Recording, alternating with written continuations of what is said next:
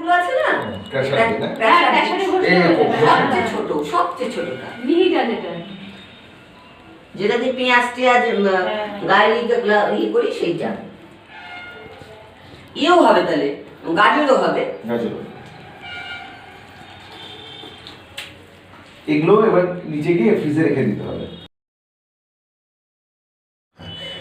প্রথমে আমাদের ঘরের পাশে যে হাতের কাছে ফুলগুলো থাকে, যেমন ধরুন শিমুল ফুল, গাঁদা ফুল, এছাড়া কাঁচা হলুদ, এই উপকরণগুলো ভেষজ আবির তৈরির পক্ষে খুব উপযুক্ত। হলুদ রঙের জন্য কাঁচা হলুদ আমরা ব্যবহার করতে পারি, শিমুল ফুল বিট দিয়ে আমরা লাল ব্যবহার করতে পারি, গাঁদা ফুল দিয়ে হলুদ রং বা হলুদ আবির ব্যবহার করতে পারি, তৈরি করতে পারি আমরা।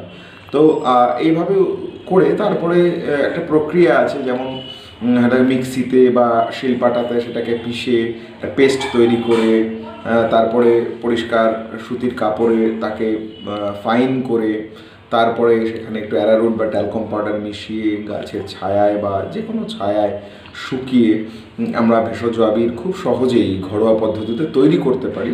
আসলে আমরা চাইছি মানুষ তার নিজের স্বাস্থ্য ভালো রাখুক, এই বসন্ত উদযাপনের সঙ্গী হিসেবে বেছে নিক ভেষজ আবিরকে, পরিবেশের স্বাস্থ্য সুরক্ষিত থাকুক, দূষণমুক্ত বসন্ত উৎসব যেন উদযাপিত হয়, এই লক্ষ্যেই আমাদের ভেষজ আবির তৈরির এই ভাবনা, এই উদ্যোগ। আমরা উত্তর দিনাজপুর কৃষি বিজ্ঞান কেন্দ্রর কাছ থেকে পরামর্শ পেয়ে এই কাজটা করছি। আগামীতে এটা আরও অনেক বড়োভাবে করার ইচ্ছে আছে আমাদের।